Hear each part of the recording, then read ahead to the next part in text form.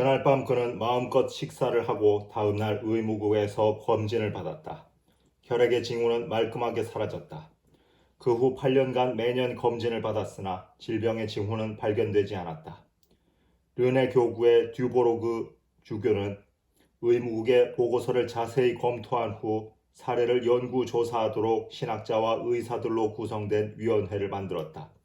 살바토르 수사는 그곳에서 근무하고 있었다. 위원회는 이 심각한 기질적 질병의 즉각적이고 완전하며 결정적 치유는 의학적으로 불가해하다고 규정했다. 1908년 7월 1일 대주교위원회는 살바토르 신부의 치유를 기적으로 인정했다. 교회가 인정하는 기적 치유 사례 목록 26번으로 등록되어 있다. 루르드 의무국 심사를 통과한 후 교회 당국의 공식 조사에 의해 인정된 사례라는 뜻이다. 1998년 위원회 의장인 T. 만자판 박사는 65권의 교회가 인정하는 기적 치유를 상세하게 소개한 책 서문에 다음과 같이 기술했다. 루르드에서 일어난 모든 치유 사건을 교회가 인정하는 치유 목록에 포함시킬 수 없었다. 그렇게 하자면 백과사전 분량이 될 것이다. 오히려 그곳으로도 부족할 것이다. 다시 마리 베일리가 치유되던 날 카렐의 수첩에 기록된 내용으로 돌아가자. 그 엄청난 변화가 성모 동굴에서의 종교적 열정으로 인한 일시적 현상일 가능성을 염두에 두고 그리고 기대하며 그는 긴장감과 불타는 호기심으로 오후 7시 30분에 마리가 있는 병원으로 갔다. 그녀와 함께 의식에 참여했지만 치유받지 못한 병자들 곁을 지나가게 되었는데 그들의 행복해하는 표정을 보고 놀랐다. 그는 실망스러운 표정이나 화가 난 표정을 예상했기 때문이다. 그가 병실에 들어섰을 때 그녀는 일어나 앉아 있었다. 생기 넘치는 맑은 눈으로. 그녀에게서 말로 표현할 수 없는 평온함이 느껴졌는데 그로 인해 질병으로 가득했던 공간이 기쁨으로 채워지는 듯했다. 그녀의 맥박은 분당 80회로 규칙적이었다. 희망과 두려움 사이에서 어쩔 줄 몰라 하는 심정으로 담요를 걷어본 그는 작고 평평하고 살짝 들어간 젊은 아가씨의 배를 확인했다. 배를 여기저기 눌러보았는데도 통증이 없다고 했다. 단단하게 잡히던 덩어리 흔적조차 남아있지 않았다. 그러한 증상과 흔적이 악몽이었을 뿐이라는 듯 모두 사라져 버렸다. 다만 다리는 약간 부어 있었다. 그는 자신의 심장이 무섭게 고동치고 있으며 식은땀을 흘리고 있다는 것을 깨달았다. 마치 뒤통수를 둔기로 얻어맞은 듯 했다. 마리가 치유되기 전에 그녀의 상태를 점검했던 2명의 의사와 함께 다시 검사해 보기로 했다. 그 결과 결핵성 복막염 말기, 오진 가능성은 없었다. 징후가 깨끗이 사라졌다는데 동의했다. 이탈리아인 의사가 마리 가까이 서 있었다. 그는 최근 가톨릭으로 개종했는데 카렐에게 이렇게 말했다. 분명 기적입니다. 나는 당신을 위해 기도하고 있었습니다. 이 일로 인해 당신의 믿음이 회복될지도 모릅니다. 카렐은 자기답지 않게 아무 대꾸도 하지 못했다고 한다. 그는 정신이 하나도 없었다. 그런데 두 번째 충격이 그를 기다리고 있었다. 그는 비참함에서 빛과 자유 그리고 삶 그 자체로 구원된 젊은 여성을 바라보고 있었다. 그녀의 마음속은 미래에 대한 희망찬 계획으로 흥분되어 있을 것이 분명했다. 24시간 전만 하더라도 그런 생각은 불가능했을 뿐만 아니라 잔인한 일이었다. 그러나 이제는 당연한 것이 되었고 분명 미래 계획에는 결혼과 함께 단란한 가정을 이루는 것도 포함되어 있을 것이라고 생각했다. 그는 기쁨으로 상기되어 있는 그녀의 얼굴을 바라보며 물었다. 이제 다 나았으니 앞으로 뭘 할 생각인가요? 저는 성 빈센트 드 볼 자비의 수녀회에 들어가 병자들을 간호할 거예요. 이 수녀의 수녀들은 자비의 딸이라고도 불리는데 리옹 외곽의 요양소에서 마리를 돌봐준 바로 그 수녀들이었다. 세속적으로 성공하고 사회적으로 인정을 받음으로써 얻게 되는 자기 성취감과 만족감이 행복의 필수 조건이라고 생각하던 그에게 마리의 결정은 큰 충격이었다. 카렐은 자신의 혼란을 들키지 않으려고 병실에서 슬며시 나왔다고 수레했다. 뒤엉킨 생각과 감정을 가라앉히기 위해 혼자 있을 공간과 시간이 필요했다. 그는 조용한 곳을 찾아 성모 동굴 뒤편으로 갔다. 그곳에는 숲에서 부는 바람 소리와 흐르는 강물 소리만이 들렸다. 한밤중에 횃불 기도 행렬이 시작되었다. 그는 멀리서 많은 사람들이 목청 높여 부르는 음정도 가락도 맞지 않는 성가 소리를 들을 수 있었다. 사람들은 점점 뜨거워지는 열정으로 루르드의 성가 아베 마리아를 합창하고 있었다. 그들과 함께 성가를 부를 기분은 나지 않았지만 그는 더 이상 근거 없는 희망과 기대를 거만한 미소로 비웃어 주고 싶은 마음은 없어졌다. 높이 봉헌된 촛불빛이 성모 동굴 너머 뒤편의 어둠을 어슴풀에 밝혀주었다. 그러자 AB의 모습이 눈에 들어왔다. 그 역시 조용한 곳을 찾아 그곳에 나와 있었다. 그는 카레를 보고 부드럽게 웃었다. 이제는 납득할 수 있겠나? 이 의심투성이 철학자 양반.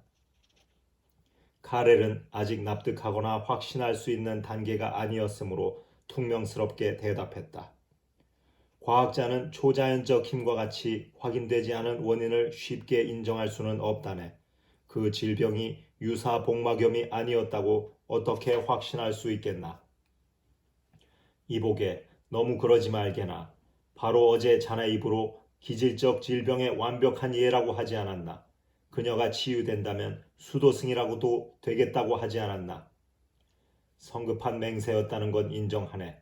그러나 내가 의학적으로 판단을 내리는데 실수를 했을 가능성도 있지 않은가? AB는 절대 그럴 일은 없지만 그것이 유사복막염이었다고 하더라도 즉각적 치유를 어떻게 설명할 수 있겠느냐고 되물었다. 그리고 마리의 경우처럼 그렇게 심각한 증상들이 짧은 시간 안에 사라진 경우를 본 적이 있느냐고 반문했다. 카렐은 AB의 말에 일리가 있다고 인정했다. 그는 또한 마리 베일리의 경우를 볼 때 루르드의 치유 사례들을 단지 히스테리증과 자기 암시로 치부하는 자세는 별로 설득력이 없다는 점도 인정했다. 그리고 루르드의 성수에는 어떤 특별한 에너지가 있는 듯하니 반드시 조사해 보아야 한다는 말을 덧붙였다. 이에 AB가 반박했다. 그렇다면 루르드에서 멀리 떨어진 곳에서 일어난 치유 사례는 어떻게 설명하겠는가? 예를 들면 벨기에의 피에르 드 러더의 경우 말일세. 드 러더 씨를 직접 검진한 의사들이 서명한 서류를 의무 기록 보관실에서 확인해 볼 수 있을 걸세. 카렐이 대답했다.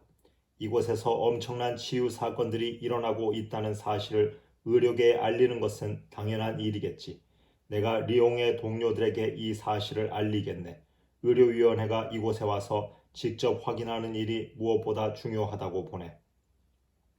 만일 루르드의 치유 사례를 단지 자기 암시라고 설명한다면 그와 유사한 치유 사례를 다른 곳에서도 볼 수 있어야 하지 않을까 하고 카렐은 생각했다. 자신도 시민성 질병 사례들을 다루어 본 경험이 있지만 마리 베일리와 같은 즉각적 회복을 보인 적은 없었다. AB는 바보가 아니다. 물론 부하사리 박사는 말할 것도 없다. 그들은 루르드에서 그와 같은 즉각적 치유들이 많이 일어났다고 주장했다. 혼자 생각에 빠져있던 카렐에게 AB는 다음날 새벽부터 일을 해야 하기 때문에 먼저 들어가겠다고 했다. 그는 잘 자라는 인사와 함께 한마디 덧붙였다. 드 러더 씨는 기도하는 동안에 치유되었다네. 루르드 여정에서 다음의 5페이지는 결단을 내리기까지 마음고생을 수레한 것이다. 자정이 되었다. 그는 고독하고 혼란에 빠져버린 나약한 인간이었다. 그는 어둠 속에 웅크린 채 과학적 의혹들과 씨름하고 있었다. 사태가 반전된 과정을 돌이켜보는 동안 그의 마음은 깊은 소용돌이에서 벗어나려 발버둥치는 사람처럼 절박했다. 루르드의 치유를 조사하는 과정에서 그 무엇과 맞닥뜨리게 되더라도 자신 있다고 AB에게 말했다. 그렇게 확신에 차 있었건만 기적이라는 문제에 직접 부딪히고 보니 비참할 정도로 난처해지고 말았다. 루르드를 하나의 거대한 실험실이라 생각한다면 기적 치유도 과학적으로 조사할 수 있지 않을까? 아니면 전혀 다른 세계에 속하는 것일까? 그것은 과학의 영역을 넘어서는 것인가? 다시 말하자면 초자연적 세계도 자연 세계처럼 실제하는 것일까? 하느님은 정말 존재하는 것일까? 그리고 과연 그 인격체는 현상계를 초월해 존재하면서도 현상계 안에서 의지를 가지고 활동하는 것일까? 루르드는 인간의 삶과 죽음의 의미, 그리고 죽음 이후의 문제까지 해답을 얻게 해주는 곳인가? 그의 영혼의 갈등은 그칠 줄 몰랐다. 하느님이 존재하지 않는다는 것을 증명할 방법이 없었다. 뿐만 아니라 성모 마리아는 단지 상상력의 산물이 아님을 증명할 방법도 없었다. 어느 쪽도 증명할 수도 부정할 수도 없었다. 5년 전에 세상을 떠난 파스테르가 그런 확신을 가진 근거는 무엇이었을까? 카렐은 깊은 사색에 빠졌다. 과연 그는 하느님의 초자연성과 과학 사이의 거리를 극복했던 것일까? 카렐은 마리 베일리에게 일어난 일을 자신이 목격한 대로 처음부터 다시 생각해 보았다. 그녀는 루르드의 성수에 몸을 담그지도 않았다. AB가 자신있게 주장한 바에 의하면 드 러더시의 부러진 다리는 루르드에서 2000km 떨어진 루르드의 성모상을 본떠 만든 성소에서 홀로 기도하는 동안에 치유되었다. 기도. 그렇다면 엄청난 규모의 군중이 열광적으로 기도할 때 어떤 미지의 자연적 힘이 발산되는 것일까? 새벽 2시경 그는 불안하고 비참한 심정으로 성모 동굴을 지나 바실리카 성당 앞 넓은 피아자 광장으로 걸어 나갔다. 늦은 시간에 놀랍게도 성당 안에서 성가 소리가 들려왔다. 그는 계단을 올라가 성당 입구에 서서 결론에 도달하기를 간절히 바랐다. 진단은 정확하게 내려졌고 부정할 수 없는 기적이 일어난 것이다. 하지만 그 기적의 원인이 하느님이었다는 것을 어떻게 확인할 수 있단 말인가? 그래, 어떤 결론이나 결정도 지금 당장 내릴 필요는 없다. 언젠가는 확실한 판단을 내리는데 충분한 증거를 찾을 수 있을지도 모른다. 그래, 경솔한 결정은 내리지 말자. 하지만 바실리카로 들어가자 전등과 촛불이 눈부시게 빛났으며 1천여 명의 바스크인들의 아름다운 화음이 울려 퍼지고 있었다. 그는 맨 뒷줄에 자리를 잡고 앉았다. 양손에 얼굴을 파묻고 아름다운 화음에 귀를 기울였다. 자신도 모르는 사이에 다른 순례자들처럼 기도를 하고 있었다. 이 현상계 너머의 진리를 찾기 위해서는 반드시 기도가 필요하다고 했던 AB의 말처럼 그는 기도하고 있었을 뿐 아니라 자신이 죄인이며 영적으로 불안정하며 허영을 쫓느라 지쳐 있음을 인정했다. 그는 이런 내용을 다른 사람에게 보여줄 의도가 전혀 없었다. 이것은 그저 사적인 메모였다. 이 글은 그가 세상을 떠난 후 아내에 의해 루르드 여정이라는 책으로 출간되었다. 카렐은 과학적 실증주의와 불가지론을 버리고 적극적으로 기도했다. 그것도 마치 낭만주의자처럼. 그는 하느님보다는 성모님께 기도드리는 것이 한결 편하게 느껴졌다. 온화하신 성모여, 당신께 의지하는 이에게 도움을 베푸시니 당신을 믿습니다. 당신은 나의 청원을 눈부신 기적으로 답해 주셨습니다. 하지만 저에게는 여전히 의심이 남아있어 아직도 명확히 볼 수 없습니다.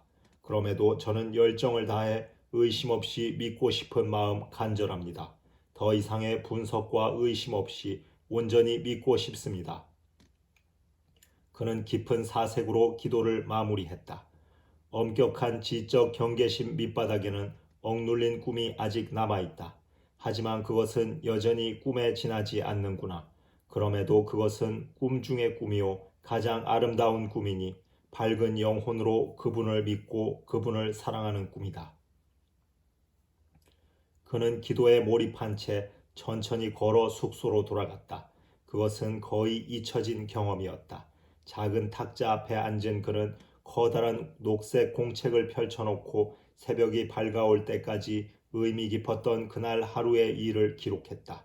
그는 공책을 덮고 일어났다. 들어올 때 분명 닫았다고 생각했는데 방문은 열려 있었다. 문 밖으로 고요한 여명을 바라보는 순간 일상의 모든 걱정, 가설, 추측, 그리고 지적 의구심이 사라졌다. 카렐은 확신을 얻었다고 생각했다. 하지만 그런 생각은 오래 가지 못했다. 그 다음에 일어난 일들을 따라가 보자.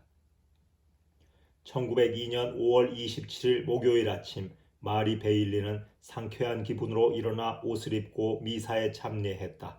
그리고 의료단의 허락을 받고 자신이 그렇게 원하던 성수탕에 몸을 담그는 의식을 치른 뒤 봉사자들의 안내를 받아 의무국으로 갔다.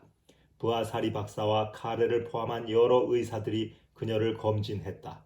그리고 주치의가 작성한 진단서에 결핵성 복막염, 지난 4년간 그녀를 괴롭혔던 질병의 흔적을 전혀 찾을 수 없다는 내용의 진술서를 작성했다. 카렐에 이어 폴 지오프레이 박사의 진술 내용이 기록되어 있다. 그는 전날 본 마리의 상태에 대하여 전신이 쇠약해진 상태, 뱃속에 크고 단단한 덩어리가 금방이라도 사망할 것 같았다고 진술했다. 그녀가 성모 동굴에서 돌아온 지 몇 시간 후 직접 그녀의 상태를 살펴보며 발견했던 변화들을 진술한 다음 이렇게 마무리했다. 본인은 이 환자처럼 결핵성 복막염이 몇 시간 안에 치유되는 것을 본 적이 없다는 점을 추가 진술하며 서명한다. 생기가 넘치는 마리는 리옹으로 곧바로 돌아가겠다고 카렐에게 말했다. 그는 그녀를 만류했다. 오랫동안 병으로 쇠약해졌으니 24시간이나 걸리는 열차 여행을 한다는 것은 무리입니다. 그녀는 자신의 몸에 대해 잘 알고 있다며 만류를 뿌리치고 기차에 올랐다. 그리고 리옹역에 도착해서 다시 전차로 갈아타고 집으로 돌아가 아무것도 모르고 있던 가족들을 깜짝 놀라게 했다. 다음 날 그녀는 꽤 오랜 시간 전차를 타고 장시간 걸어서 전에 자신을 정성스럽게 돌봐준 수녀님들을 찾아갔다. 그녀가 루르드로 가는 것은 자살 행위라며 극구 반대했던 로이 박사는 여전히 수척한 마리의 얼굴을 보더니 자신의 동료에게만 넌지시 소견을 밝혔다. 마리의 상태가 단지 종교적 히스테리증으로 질병의 진행이 일시 정지된 것일 수 있다며 그녀를 다시 요양소에 입원시켜야 한다고 주장했다. 그리고 매일 마리의 상태를 점검했다. 그런데 그녀의 체중이 일주일에 1kg씩 증가했다. 그는 그것을 보고 아연실색했다. 6주 후인 7월 15일에는 이렇게 기록했다. 치료 완료. 그리고 그녀의 심리 상태도 지극히 정상이라는 소견을 덧붙였다. 11월 27일 카렐은 마리와 인터뷰를 했다. 그리고 4년간의 투병 생활, 루르드에서 겪은 일, 현재의 건강 상태 등을 상세하게 기록했다. 다음 날 마리는 파리로 떠나 자비의 딸 루드박 수녀원에 입회했다. 카렐은 정기적으로 수녀원을 방문하여 마리의 혈액 검사와 소변 검사를 할 수 있도록 허락받았다. 검사 결과는 부하사리 박사에게 보내졌는데 기록은 아직도 루르드 의무국에 보관되어 있다. 검사 결과는 모두 결핵 음성 반응이었다.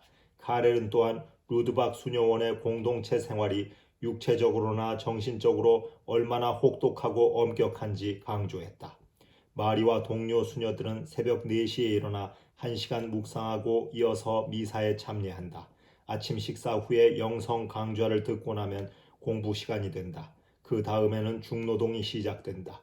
커다란 공동체가 자급자족할 수 있어야 하므로 상당히 많은 노동량이 필요하다. 마리는 빨래방에서 일했는데 세탁기나 전기 다리미가 없던 시절에는 결코 만만한 일이 아니었다. 카렐은 마리가 일을 많이 해본 농촌 출신의 건장한 수녀들과 견주어도 결코 뒤지지 않는 체력을 보였다고 기록했다. 마리는 힘든 수련 생활을 건강한 모습으로 수료하고 허원한 후 1937년 세상을 떠날 때까지 자비의 딸 수녀로 생활했다. 그동안 한 번도 건강 때문에 어려움을 겪은 일은 없었다. 자비의 딸 수녀들은 궁핍한 사람들, 특히 도시 빈민들을 위해 봉사했다. 수녀들의 생활은 매우 엄격했고 무엇보다도 검소했다. 이제 카렐이 루르드에서 리옹 대학 연구실로 돌아간 1902년 6월로 가보자. 그는 자신의 놀라운 발견을 동료들에게 알리고 싶어서 흥분되어 있었다. 그런 기회는 곧 찾아왔다. 리옹대학 의학부 주요 인사들의 회합이 있었다. 그는 마리 베일리의 사례에 대해 열정적으로 설명한 후 이렇게 마무리했다. 이 치유 사례는 초자연적 범주에 속하는 것으로 받아들일 만한 여지가 있습니다. 다른 의사들의 반응은 싸늘한 침묵이었다. 카렐은 다시 이렇게 덧붙였다. 제가 오늘 아침에도 그 환자를 보고 왔습니다. 그녀는 완전히 치유되었습니다. 그러자 한 의사가 갑자기 치유되다니요 하고 소리 질렀다. 그 다음 이야기를 카렐에게 들어보자. C 교수가 말했다. 어리석은 생각을 즐기시는 것 같군요, 카렐 박사. 우리 대학 연구소에는 더 이상 당신이 있을 자리가 없음을 알려드려야겠군요. 카렐은 기가 막히고 화가 나 곧 리옹 대학에 사표를 내고 파리의 일자리를 찾으러 갔다. 그러나 그곳에서도 리옹 대학과 마찬가지로 적대적 반응을 보였다. 1904년에 그는 배를 타고 캐나다로 건너갔다. 그로부터 8년 후 카렐이 생리학 분야의 노벨 의학상을 탔을 때 C 교수가 어떤 반응을 보였는지에 관한 기록은 어디에서도 찾을 수 없다. 리옹 대학 의학부와 마찰이 있은 직후 리옹에서 또 다른 사건이 일어났는데 그 또한 카렐을 매우 불쾌하게 했다. 앞에서 언급했듯 마리 베일리는 하느님께서 자신을 치유해 주시면 무신론자인 저널리스트 친척도 믿음으로 이끌 수 있을 것이라는 확신을 가지고 루르드로 갔다. 그녀가 리옹으로 돌아온 지 얼마 지나지 않아 그 친척이 방문했다. 그녀는 열정적으로 루르드에서 경험한 일을 성서까지 인용하면서 들려주었다. 그리고 자신에게 일어난 기적을 가장 가깝게 목격한 증인으로 카렐 박사를 소개했다. 그는 르 누벨리스트 6월 8일자 신문에 그녀의 기사를 실었는데 이때는 마리가 치유된 지 2주도 채 안 된 때였다. 내용은 과격하고 공격적이었다. 기사의 끝맺음은 이랬다. 부족한 믿음에 대한 죄책감을 덜고 싶다면 마리 베일리의 사건을 기적으로 받아들여야 한다. 루르드 의무국은 마리 베일리 사례를 기적이라고 하기에는 시기상조라며 기사의 주장은 옳지 않다고 했다. 그 치유 사례를 영구적으로 받아들이기까지 그리고 기적이라고 인정하기까지는 보통 몇 년의 시간적 여유가 반드시 필요했다. 1902년 프랑스는 분열된 국가로서 가톨릭주의는 주요 논쟁거리였다. 1789년 프랑스 혁명 이전의 가톨릭주의는 내부적으로 분열되어 있었으나 왕실의 특권에 의해 지탱되었다. 주교들은 서민들과 접촉하지 않는 귀족이었다. 프랑스 혁명 기간 동안 서민들은 분노를 교회에 퍼부었다. 이는 공동정치 시절에도 지속되었다. 혁명 이후에 지적으로나 도덕적으로 지도력이 내리막길을 걷고 있던 가톨릭 교회는 나폴레옹 3세의 집권 시기인 1852년부터 1870년 사이 황제의 은전에 의해 다시 지지 기반을 얻었다. 반가톨릭 성향의 공화주의자들은 프러시아군에 의해 황제 나폴레옹 3세와 군주제가 무너지자 교회에 가혹한 복수를 했다. 공화주의자들은 가톨릭 교회를 새로운 과학적 진보와 민주주의를 거스르는 적으로 여겼다. 그리고 교회가 운영하고 있던 수많은 교육시설을 매우 위험한 것으로 여겼다. 여러 가지 법제화 과정을 통해 대부분 수도 단체를 몰아내고 그들이 운영하던 학교와 수도원 그리고 수녀원을 몰수했다. 가톨릭 신자들은 공화주의자들에게 군주제와 앙시엥 레짐 복구를 위해 선동하는 존재들로 비쳤다. 얀센주의, 갈리아주의, 그리고 정적주의의 집안 싸움으로 이미 쇠약해진 프랑스 가톨릭 교회는 사회복지와 행복에 방해가 되는 존재요 시대에 뒤진 집단으로 비쳤고 증오의 대상이 되었다. 르 누벨리스트의 인기 있는 칼럼이 카렐 박사의 말을 다르게 인용하여 그가 가톨릭으로 개종한 것처럼 알려졌다. 카렐은 몹시 분개했다. 자주적 사고를 사랑하던 그가 언론의 농간을 당하지 않으려고 어느새 의심과 경계심을 갖게 되었다. 그는 르 누벨리스트의 반론의 글을 발표하면서 종교에 대한 광신이나 맹목적 공격은 매우 애석한 일이라 지적하고 당리당략에 따른 언론의 선별 보도로 많은 사람들이 혼란스러워하고 있는 현실을 지적했다. 또한 루르드의 기적같이 초자연적 현상으로 보이는 치유 사례를 통해 언젠가는 자연에 숨겨진 어떤 힘을 찾아낼 수도 있다는 입장을 밝히면서 또한 사건의 진상을 조사해 보지도 않고 루르드의 주장을 무시하고 외면해 버리는 과학자들의 자세를 비판했다. 그는 리옹을 떠나 파리에서 의학 연구를 계속했다. 파리에 있는 동안 유태인 철학자 베르그송의 영향을 받았다. 당시 베르그송은 드 프랑스 대학에서 인기 있는 철학 교수였다. 베르그송도 후에 카렐처럼 노벨상을 수상했다. 그는 과학자들의 과장된 과학주의와 기계적 진화론을 비판했다. 카렐은 리옹 대학 의학부 교수들을 떠올리며 당시의 일을 회상했다. 베르그송은 그런 과학자들에게는 인간의 영적인 면을 소홀히 여기는 경향이 있고 자연을 존중하는 것이 아니라 지배하려는 오만함이 있다고 지적하면서 그 안에 큰 위험이 내포되어 있다고 보았다.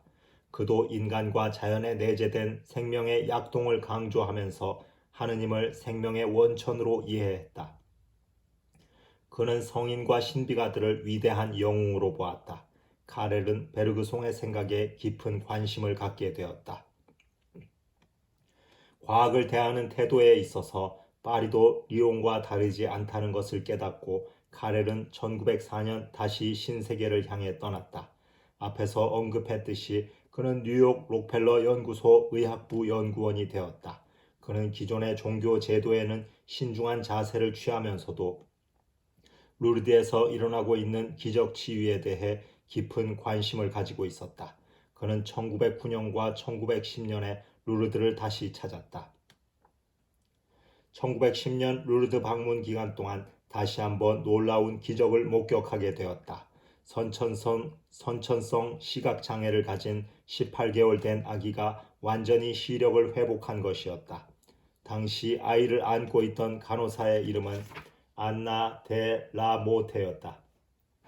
그녀는 매년 루르드를 방문하여 자원봉사를 하고 있었다.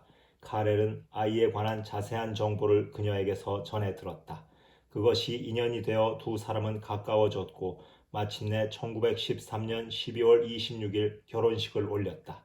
그녀는 그의 연구 활동의 든든한 후원자였고 그가 세상을 떠난 후에는 원고와 글을 일부 출판했다. 그녀의 진지한 기도 생활은 그의 영적 여정의 중요한 요인이 되었다. 그는 1911년 다시 루르드를 방문했다. 1912년에도 스톡홀름에서 노벨상을 받고 돌아오는 길에 루르드를 방문했다. 1914년에는 전쟁이 터졌다. 그는 즉시 뉴욕을 떠나 프랑스로 돌아갔다. 전쟁이 끝난 후 다시 록펠러 연구소로 돌아갔다. 그리고 1930년 다시 루르드를 방문했다. 이때 그는 루르드 의무국에 보관되어 있는 마르그리트 아담이라는 벨기에 여성의 서류에 다른 의사들과 함께 서명했다. 그녀는 폐결핵 환자로 1929년 루르드에서 치유되었는데 이듬해 의무국으로 돌아와 재검진을 받았다. 그 결과 결핵 흔적이 전혀 없다는 것을 확인했다. 1931년 카렐은 소피 노르토프 융상을 수상했다. 1935년에는 대서양 횡단에 성공한 첫 비행사이며 공기역학 개척자인 찰스 린드버그와 함께 세계 최초로 인공심장 펌프를 개발하는 데 성공했다. 이것은 심장 수술을 가능하게 만든 것으로 의료계에 큰 진전을 가져왔다. 같은 해 인간 그 미지의 존재를 탈구했다. 그러나 프랑스 출판업자가 출판을 거부하며 이렇게 말했다. 대단한 내용입니다만 프랑스에서는 50명의 독자도 확보하기 어렵겠습니다.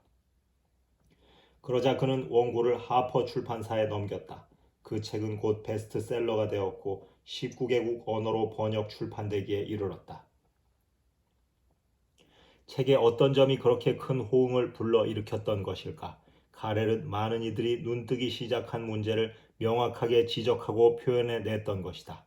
다시 말하자면 현대 과학 문명의 기초가 무너지는 불길한 전조에 대한 견해가 많은 이들의 관심을 불러일으켰다. 그가 지적한 문제들이 몇십 년 후 환경운동으로 활기를 띠게 되었다. 도시의 공해 문제, 화학비료의 남용으로 토양의 생명력 고갈, 유해물질의 혼합으로 인한 식품의 품질 저하, 자연미의 파괴 등 그는 현대 과학 문명이 인류에게 가져올 재앙을 미리 내다보았다. 그리고 현대 과학 문명의 부정적 성격은 사회의 미래를 책임지고 있다는 지도자들, 정치인, 법조인 등의 생각마저 오염시키고 있다고 보았다. 젊은 카렐은 과학자야말로 휴머니즘과 인류의 행복을 찾아 나서는 이 시대의 탐험가요 선구자가 되어야 한다고 생각했다. 그럼에도 많은 과학자들이 인류를 위한 고상한 공익보다는 가장 안락하고 편리한 생활을 지향하는 데 힘을 쏟고 있다고 보았다. 많은 과학자들이 삶에 대한 기계적이고 물리화학적 개념이라는 유아적 믿음을 생각 없이 받아들였으며 이는 불가피하게 목표의 평범함과 편협함을 초래하게 될 것이라고 했다. 새로운 종의 과학자인 심리학자들과 정신분석학자들은 허황한 마음속 이야기를 떠벌리고 있으며 사회 안의 광기와 어리석음이 날로 증거하고 있다. 프로이트는 사회에 큰 해를 끼쳤는데 그의 발견이 주로 병자, 정신질환자들을 관찰하고 연구한 결과로 받아들여지기보다 보편적 원리인 것처럼 받아들여졌기 때문이다. 현대인들은 자신의 기호에 대한 어떤 절제도 거부하기 시작했으며 이기심, 무책임함, 산만함으로 치닫고 있으며 그들은 개별적으로 그리고 인류라는 종으로서도 퇴보한다. 이 모든 것이 가족의 해체, 도덕성 해이, 어린이들의 순수성 타락, 선진 과학 문명을 구가하는 국가들이 야만적 사회로 되돌아가는 것을 초래하게 될 것이다. 민주주의 국가들이 웃고 즐기는 동안 히틀러와 스탈린이 꾸민 음모를 생각해 볼 때 마지막 언급은 얼마나 전곡을 찌르는 비평인가. 그는 현대 사회의 소외 현상이 만연되고 있음을 탄식했다. 인간은 자신이 창조한 세계 안에서 이방인이 되었다. 이어서 그는 깊은 생각을 하기 위해서는 어느 정도의 고독이 필수적이며 이는 우리 모두 경험으로 알고 있다고 전제한다. 그러나 오늘날 공격적 침투적 성향을 지닌 대중매체가 사회 환경을 소음과 싸구려 오락으로 가득 채워 사람들을 들뜨고 불안하고 혼란스럽게 하고 있으며 사회를 음산하고 저속하게 변모시켰다고 지적했다. 그는 서구 문명은 종교가 가족과 사회생활의 바탕이었던 시절이 훨씬 건강했다고 확신한다. 거기에는 성직자들에게 많은 책임이 있다고 지적하면서 오늘날에도 종교를 너무 이성적으로 가르치며 열렬하고 간절한 기도 생활이 결핍되어 있다고 말한다. 카렐은 역사 속 성인들과 묵상가들의 핵심적 역할을 지적한 베르그송의 글을 상기하면서 참된 기도 생활이 강한 의지, 빛, 사랑, 이루 말할 수 없는 평화를 가져다 주며 신비주의는 그 너비와 깊이가 너무 넓고 깊으니 인간의 가장 고결한 이상을 충족시킨다고 했다. 그는 절제하는 생활과 이타적인 삶이 생명력 넘치는 기도 생활에 없어서는 안 될 필요 조건임을 지적했다. 부와 권력을 가진 이들은 가슴속 깊은 곳에서 우러나오는 기도를 하는데 어려움을 느끼는 반면 소박한 이들은 하느님을 마치 따스한 햇살이나 친구의 우정만큼 편안하게 느끼는 것 같다고 했다. 인간 그 미지의 존재와 함께 카렐에 대해 친구들이 쓴 글을 자세히 읽어보면 카렐은 살아있는 기도를 하지 못하는 자신의 내적 고충을 고백하고 있음을 알 수 있다. 이를테면 그의 아내는 여전히 혼자 미사에 참여했다. 그는 분명 하느님에 관한 물음에 깊이 있고 진지한 관심을 가지고 있었으나 그것은 어디까지나 지적 추구였다. 이는 그가 철학자 베르그송, 세르티랑 게스, 자크 마리탱 등과 벌인 토론 내용을 보면 알 수 있다. 매우 솔직했으나 엄밀한 철학의 틀 안에서 이루어진 토론이었다. 교회 성직자들이 너무 이성적으로 종교를 대한다는 것과 그들에게 기도 생활이 부족하다는 점을 비판한 사람이 바로 자신임을 잊고 있었던 것이다. 1937년 여름 브레튼 해안의 생길다 섬에서 조용히 휴가를 보내고 있던 카렐은 시토 수도회의 초대를 받았다. 수도회에서는 아시시의 성 프란치스코를 닮은 알리시스 프레세 수사와 만날 수 있도록 주선해 주었다. 카렐은 내키지 않았지만 아내의 권유 때문에 할 수 없이 그를 만나러 갔다. 세련되지 못한 프레세 수사는 퉁명스러운 말투로 토론은 결코 하느님과 인간 사이의 거리를 좁히지 못할 것이라고 말했다. 또한 생활하신 하느님을 발견하는 유일한 길은 사랑입니다. 라고 말했다. 카렐은 돌아오는 길에 조용히 중얼거렸다. 오늘 내가 살아있는 성인을 만났구나. 이후 프레세 수사와 대화할 기회가 여러 번 있었다. 그는 프레세 수사가 단지 살아있는 기도에 관해 이론을 정립한 것이 아니라 실제로 그렇게 기도하고 있다는 것에 주목했다. 카렐은 바야흐로 살아있는 신비가를 벗으로 삼게 되었다.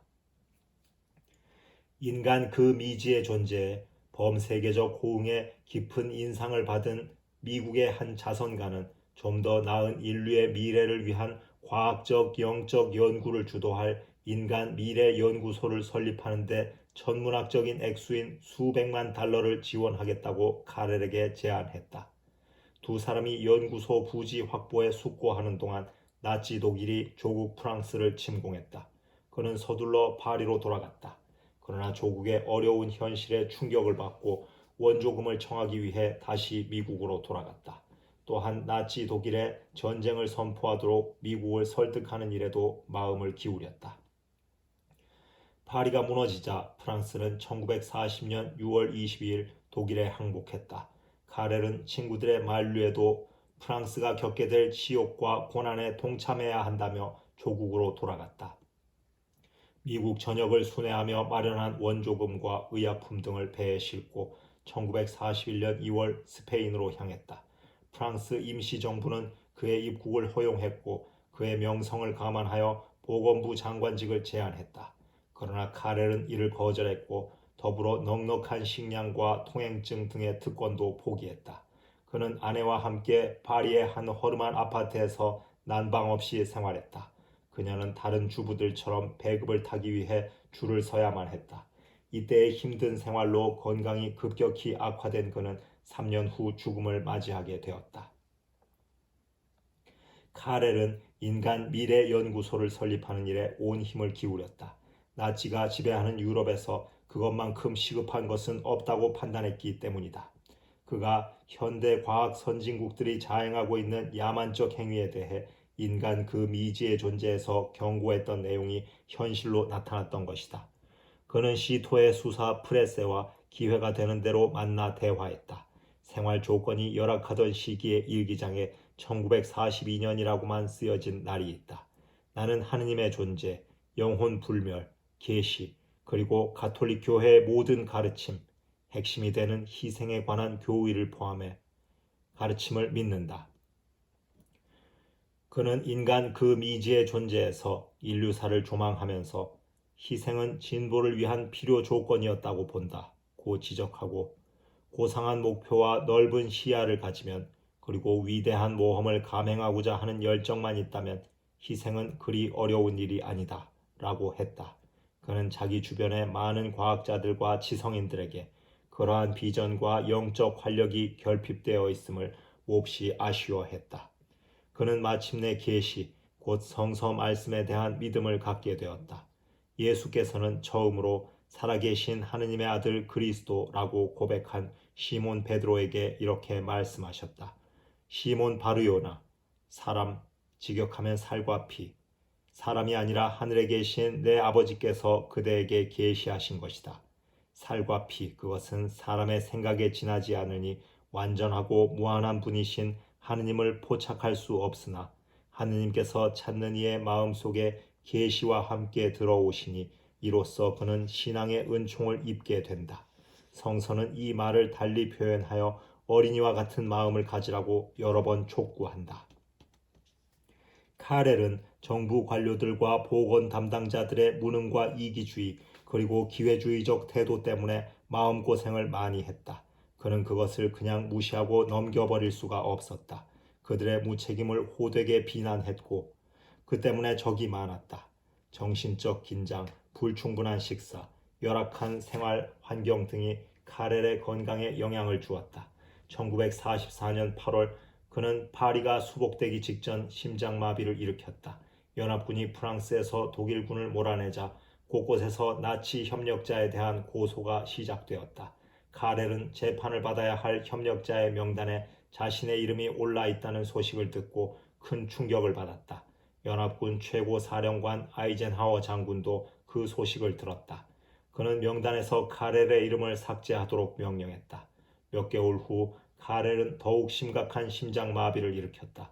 그는 오래전부터 가톨릭 신자로서 꾸준히 미사 참여를 해왔기 때문에 종부성사, 지금의 병자성사를 청했다. 숨을 거두기 며칠 전 그는 몬시뇰 하모연에게 이렇게 말했다. 사람은 이렇게 죽음을 앞두고서야 세상 모든 것이 허무함을 깨닫는가 봅니다. 저는 명성을 얻었습니다. 세상 사람들은 저와 제가 이룬 일에 대해 칭찬합니다. 하지만 하느님 앞에서 저는 어린아이일 뿐입니다. 그것도 매우 부족한 어린아이 말입니다. 프레스의 수사도 카렐이 임종을 앞두고 있다는 소식을 들었다. 그는 기차 화물칸을 이용하여 긴 여행 끝에 카렐을 찾아왔다. 심장병 분야 선구자로서 환자들에게 새 삶을 찾아준 카렐은 소중한 벗이 지켜보는 가운데 1944년 11월 5일 세상을 떠났다. 카렐은 루르드의 기적을 2번이나 목격했다. 1940년까지만 해도 그는 과학적 발견을 통해 기적 치유에 관한 합리적 설명을 해낼 수 있을 거라는 기대를 저버리지 않았다. 파스칼은 팡세에서 다음과 같이 조언했다. 하느님에 관한 물음에 해답을 얻고자 한다면 하느님 앞에 무릎을 꿇어야 한다고. 결국 카렐도 그렇게 했다. 캐롤 스툴물러는 해박한 지식과 사랑으로 많은 이들을 감동시킨 현대 성서학자다. 그는 특히 시편 131편에 큰 사랑을 가지고 있었다. 시편 저자는 어미 품에 안긴 아기처럼 안정과 평온을 찾았다고 노래했다. 의무론 전문가인 스툴물러에 의하면 시편 131편 저자는 오랜 갈등과 고투를 통해 결국에는 자신의 헛된 야망을 버리고 안정과 확신을 얻게 된 사람이다. 이 시편의 부정어들이 이를 암시하고 있다. 야훼여, 내 마음은 교만하지 않으며 내 눈 높은 데를 보지 않사옵니다. 나 거창한 길을 좇지 아니하고 주제넘게 놀라운 일을 꿈꾸지도 않사옵니다. 시편 저자는 마치 하느님의 길을 파악할 수 있기라도 하다는 듯 불가해한 하느님의 속을 파헤쳐 보려던 자신의 어리석은 고투를 포기한다. 카렐은 시편 131편 저자와 다르지 않았다. 그는 자신의 정신적 능력으로 삶의 신비를 풀어보려는 모험을 감행했다. 그러나 폴 리큐어가 말한 제2의 유년기처럼 그는 어린 시절 어머니에게서 배운 성서의 하느님에 대한 믿음을 다시금 갖게 되었다.